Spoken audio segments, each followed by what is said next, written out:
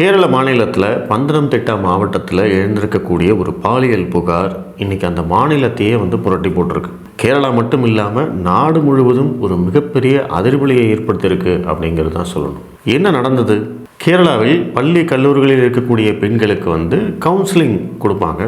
அந்த மாதிரியான ஒரு கவுன்சிலிங் செஷனில் ஒரு மாணவியை ஒருத்தர் பார்க்குறாரு. அந்த மாணவியோடைய நடவடிக்கை எல்லாமே ரொம்ப ரொம்ப சந்தேகத்துக்கிடமாக இருக்குது. அவங்க திடீர்னு அழறாங்க, திடீர்னு சிரிக்கிறாங்க, ரொம்ப கோவப்படுறாங்க. அந்த மாதிரியான ஒரு மாணவியை பார்க்குறம்போது இந்த கவுன்சிலிங் பண்ணக்கூடிய அந்த ஆசிரியருக்கு ஒரு சந்தேகம் வருது. அவங்களோட சக ஆசிரியர்கள் இருப்பாங்க இல்லைங்களா, இந்த கவுன்சிலர்ஸ் அவங்கெல்லாம் இருப்பாங்க இல்லைங்களா, அவங்கள கூப்பிட்டு இந்த பொண்ணை விசாரிக்கிறாங்க. என்ன ஆச்சு ஏதாச்சு அப்படின்னு விசாரிக்கிற போது அந்த பெண் கொடுத்த அந்த தகவல் தான் அவங்களுக்கு ஒரு மிகப்பெரிய பேரதிர்ச்சியாக இருந்தது.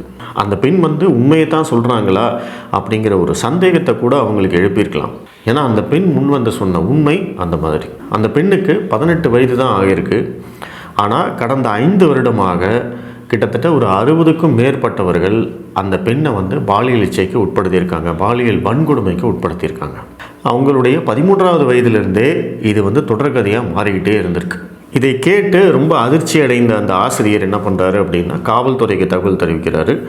பந்தனம்திட்டா அந்த காவல்துறை அந்த பெண்ணை விசாரிக்கிறாங்க. விசாரிக்கும்போது அந்த பெண் சொன்னது உண்மை அப்படிங்கிறது தெரிய வருது. இது ரொம்ப ரொம்ப முக்கியமான வழக்காக மாறினதுனால இது தொடர்பான விசாரணை துரிதகதியில் நடத்தி இப்போ வரைக்கும் கிட்டத்தட்ட 29 வழக்குகள் பதிவு செய்து 42 பேர் இதில் கைது செய்யப்பட்டிருக்காங்க. 13 வயதிலிருந்து அந்த 18 வயது வரைக்கும் அந்த பெண்ணை பாலியல் இச்சைக்கு உட்படுத்திய அத்தனை பேரும் போக்சோ வழக்கில் தான் கைது செய்யப்படுவார்கள் அப்படிங்கிறது உங்கள் எல்லாருக்குமே தெரியும். இது எப்படி நடந்தது? 13 வயதில் அந்த பெண்ணுக்கு ஒரு ஆண் நண்பர் இருந்திருக்காரு, காதலன். அந்த சிறுமி அந்த பையனை காதலனாக நினச்சிருக்காங்க. இவங்க 2 பேரும் தனிமையில் இருந்தபோது அந்த காதலன் அதை வீடியோவாக எடுத்திருக்கான். அந்த வீடியோவாக எடுக்கப்பட்டதை காட்டி அந்த சிறுமியை மிரட்டி மேலும் மேலும் ஒரு பாலியல் தொல்லைக்கு உட்படுத்தியிருக்கான். அது மட்டும் இல்லாமல் அவனுடைய நண்பர்கள், அவனுக்கு தெரிஞ்சவங்க, இந்த மாதிரி எல்லாரும் அந்த சிறுமியை பயன்படுத்திக்க ஆரம்பிச்சிருக்காங்க. அந்த பெண்ணாலேயும் எதுவும் பண்ண முடியாத ஒரு நிலைமைக்கு போயிட்டாங்க. ஏன்னா ஒருவேளை அந்த வீடியோ வெளியில் வந்துருச்சு அப்படின்னா நம்ம என்ன ஆகும் அப்படிங்கிற அந்த பயம்.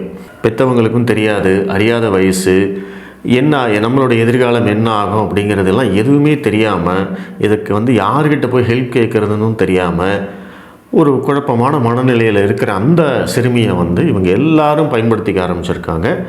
இந்த வன்கொடுமைகள் கிட்டத்தட்ட 5 வருடமாக நீண்டுக்கிட்டே இருந்திருக்கு. அந்த பெண்ணாலேயும் எதுவும் செய்ய முடியல. கிட்டத்தட்ட 18 வயசுலேருந்து 40 வயசு வரைக்கும் இருக்கக்கூடிய நிறைய ஆண்கள் இந்த பெண்ணை பயன்படுத்தியிருக்காங்க. பாலியல் வன்கொடுமை நடந்திருக்கு, பாலியல் அத்துமீறல் நடந்திருக்கு, கூட்டு பாலியல் பலாத்காரம் நடந்திருக்கு. இது எல்லாமே அந்த பெண்ணுடைய வாக்குமூலத்தில் கொடுத்துருக்காங்க. இந்த வழக்கை காவல்துறை எப்படி அணுகியிருக்காங்க? அந்த பெண்ணுடைய மொபைலில் இருந்த கான்டாக்ட்ஸ் லிஸ்ட் எடுத்து அதை வச்சு அந்த பொண்ணுக்கிட்ட விசாரித்து அதில் யார் யாரெல்லாம் சம்மந்தப்பட்டிருக்காங்களோ அவங்கள எல்லாத்தையுமே கைது பண்ணிட்டு வராங்க. கூடவே குற்றவாளிகளாக கைது செய்யப்பட்டவங்க மொபைல் ஃபோனில் இருந்த கான்டாக்ட்ஸையும் எடுத்து இதில் யார் யாரெல்லாம் சம்மந்தப்பட்டிருக்காங்கன்னு ஒரு தீர விசாரித்து எல்லாரையுமே கைது பண்ணிகிட்டு இருக்காங்க. பந்தனம்திட்டா மாவட்டத்தில் இருக்கக்கூடிய பல்வேறு காவல் நிலையங்களில் இந்த வழக்குகள் பதிவு செய்யப்படுது. இந்த வழக்கில் குற்றவாளிகளுக்கு உண்மையிலே தண்டனை கிடைக்குமா? ஏன்னா குற்றம் நடந்து ரொம்ப நாள் ஆச்சு, தெளிவான மருத்துவ பரிசோதனை அறிக்கை நம்மளுக்கு கிடைக்காது. ஆனால் அறிவியல் பூர்வமான ஆதாரங்கள் இருந்தால் மட்டும்தான் இந்த வழக்கு நிற்கும், அவங்களுக்கு எல்லாத்துக்குமே தண்டனை கிடைக்கும். அப்படி இருக்கிறம்போது காவல்துறை சிறப்பாக செயல்பட்டு இந்த குற்றவாளிகளுக்கு தண்டனை வாங்கி கொடுப்பாங்களா அப்படிங்கிற கேள்வி மக்கள் மனசில் இருக்குது. இரண்டாவதாக இந்த பெண் பிள்ளை பெற்றவர்கள் அத்தனை பேருக்குமே இன்றைக்கி சமூகத்தின் மேலே ஒரு பயம் இருக்குது அப்படிங்கிறத நம்மளால் மறுக்கவே முடியாது. நம்ம குழந்தைங்களை நல்லபடியாக பார்த்துக்கணும் அப்படிங்கிற அந்த பயம் எல்லா பெற்றோர்களுக்கும் இருக்குது. ஏன்னா இந்த மாதிரியான சம்பவங்கள் நடக்கும்போது எல்லாமே இங்கே பெண்களுக்கு பாதுகாப்பு இல்லை, பெண் குழந்தைகளுக்கு பாதுகாப்பு இல்லை, சட்டம் ஒழுங்கு சரியில்லை அப்படின்னு நம்ம மேலோட்டமாக ஒரு அரசியல் கண்ணோட்டத்தில் நம்ம மற்றவங்க மேலே பழியை போட்டுட்டு போயிடலாம். ஆனால் இங்கே நிலவரம் அது இல்லை, பிரச்சனை அது இல்லை. இங்கே பெண்களை பாதுகாக்கக்கூடிய எல்லா விதமான சட்டங்களும் இருக்குது, அதற்கான நடைமுறைகளும் இருக்குது. ஒரு பெண் புகார் கொடுத்தாங்கன்னா 99% அந்த புகார் நேர்மையாக விசாரிக்கப்படும், உடனடியாக விசாரிக்கப்படும், நடவடிக்கை எடுக்கப்படும். இப்போ தமிழக காவல்துறையிலேயே எடுத்துக்கிட்டிங்கன்னா சில மாதங்களுக்கு முன்னாடியே நினைக்கிறேன், ஒரு வருஷத்துக்கு முன்னாடியே இருக்கும், காவலன் ஆப் அப்படின்னு சொல்லிட்டு ஒரு விஷயம் கொண்டு வந்திருந்தாங்க. அந்த ஆப் வந்து பெண்கள் எல்லாமே முக்கியமாக வந்து பெண்களுக்கானது.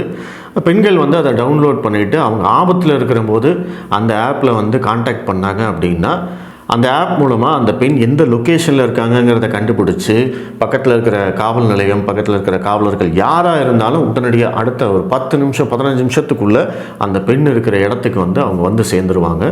இதை வந்து காவல்துறை ரொம்ப பெருமையாகவே சொன்னாங்க. நிறைய இடத்துல வந்து டெமோவும் செஞ்சு காமிச்சாங்க. ஆனால் இப்போ அண்ணா யூனிவர்சிட்டியில் வந்து ஒரு பெண் பாலியல் பலாத்காரத்துக்கு உட்படுத்தப்படும் போது அந்த பெண் நினச்சிருந்தா, அந்த பெண்ணுக்கிட்ட இந்த ஆப் இருந்திருந்ததுன்னா அந்த பலாத்காரம் நடக்கும்போதே அதை தடுத்து நிறுத்தத்துக்கான வாய்ப்புகள் இருக்கும். அந்த பெண்ணுக்கிட்ட உண்மையிலேயே இந்த ஆப் இருந்ததா அப்படிங்கிறது நம்மளுக்கு தெரியல. இல்லை அவங்களுக்கு வந்து இந்த மாதிரியான ஒரு விஷயம் இருக்கும் அப்படிங்கிறது அவங்களுக்கு தெரியுமா, அதுவும் நம்மளுக்கு தெரியல. இல்லை இதெல்லாம் இருந்தும் அவங்களால பயன்படுத்த முடியாத நிலைமையில் அவங்க இருந்தாங்களா, அதுவும் நம்மளுக்கு தெரியல. இங்கே நம்மளுடைய கடமை என்ன அப்படின்னா, பெண்களுக்கு பாதுகாப்பு அளிக்கக்கூடிய சட்டங்கள் இங்கே நிறைய இருக்குது. அதை பற்றி பெண்களுக்கே வந்து நிறைய விழிப்புணர்வு ஏற்படுத்தணும். ப்ளஸ் இந்த மாதிரியான பாலியல் குற்றங்கள் நடக்கும்போது அவங்க எந்த மாதிரி பிஹேவ் பண்ணணும், இல்லை ஒரு பெண் பாலியல் பலாத்காரத்தால் பாதிக்கப்பட்டுட்டாங்க, பாலியல் வன்கொடுமையால் பாதிக்கப்பட்டுட்டாங்க அப்படின்னா அவங்க வெளியில் வந்து தைரியமாக அதை புகார் கொடுக்கறதுக்கான அந்த தைரியத்தை சமூகம் தான் கொடுக்கணும். ஏன்னா இங்கே பாதிக்கப்பட்ட பெண்ணையே வந்து குற்றம் சொல்கிறதுக்கு நிறைய பேர் இங்கே சுற்றிட்டு இருக்காங்க. இப்போ அண்ணா யூனிவர்சிட்டி அந்த சம்பவத்தில் எடுத்துக்கிட்டிங்கன்னா கூட அந்த பெண் 8 மணிக்கு ஏன் அங்கே போனா, ஏன் புதருக்குள்ளே போனா, ஏன் ஆண் நண்பரோடு போனா அப்படிங்கிற கேள்வியெல்லாம் கேட்குறாங்க. முதல்ல இங்கே செய்ய வேண்டியது அந்த பாதிக்கப்பட்ட பெண்ணுக்கு நம்ம நீதி பெற்று தரணும். அதுதான் வந்து இங்கே முக்கியம். அதை செஞ்சுட்டு அதுக்கப்புறம் நீங்கள் மற்ற கேள்வியெல்லாம் கேட்கலாம். அதுவும் இல்லாமல் நீங்கள் கேட்கக்கூடிய அந்த பர்சனல் கேள்வியெல்லாம் அவங்க வீட்டில் அந்த பொண்ணை கேட்டுப்பாங்க, அந்த பொண்ணு அதுக்கு பதில் சொல்லிப்பாங்க.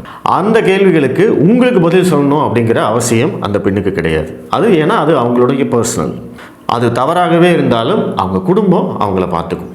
அதே மாதிரி தான் இந்த வழக்குலையும், கேரள சிறுமி வழக்குலையும் வந்து அந்த சிறுமி வந்து தவறு செஞ்சுருந்தாங்க அப்படின்னாலுமே அது அவங்க அப்பா அம்மா சம்மந்தப்பட்டது. அவங்களுக்கு வந்து கவுன்சிலிங் கொடுக்குறாங்க. ஒரு அறியாத வயசில் அந்த பெண் செய்த சிறு தவறு வந்து பார்த்திங்கன்னா அவங்களுக்கு ஒரு மிகப்பெரிய பிரச்சனையாக மாறி நிற்கிது. நம்ம இங்கே பேச வேண்டியது இந்த வழக்கு நேர்மையாக நடத்தப்பட்டு இதில் சம்மந்தப்பட்ட குற்றவாளிகளுக்கு வந்து தண்டனை வாங்கி கொடுப்பாங்களா, நீதி கிடைக்குமா அப்படிங்கிறது தான் நம்ம பேச வேண்டியது. அப்போ அந்த சமூகம் வந்து அந்த தைரியத்தை அந்த பெண்ணுக்கு கொடுக்குது. நீ தைரியமாக வந்து சொல்லுமா, நாங்கள் உங்கள் கூட இருப்போம் அப்படின்னு நம்ம சொன்னோன்னா எல்லா பெண்களுமே ஒன்று நம்ம குற்றம் நடக்கிறதுக்கு முன்னாடி தடுத்து நிறுத்தத்துக்கு நம்ம பிளான் பண்ணலாம், இல்லை குற்றம் நடந்ததுக்கு பிறகு அந்த பெண்ணுக்கான நீதி கிடைப்பதற்கு நம்ம உதவியாக இருக்கலாம். அதற்கு வந்து ஒட்டுமொத்த சமூகமாக சாதி, மதம், இனம், மொழி, அரசியல் எல்லாவற்றையும் கடந்து பெண்கள் பாதுகாப்பை நம்ம உறுதி செய்யணும். இந்த சமூகம் பெண்களுக்கு ஆதரவாக இருக்கணும். அதுதான் வந்து இன்றைக்கி ரொம்ப ரொம்ப முக்கியமான விஷயம்.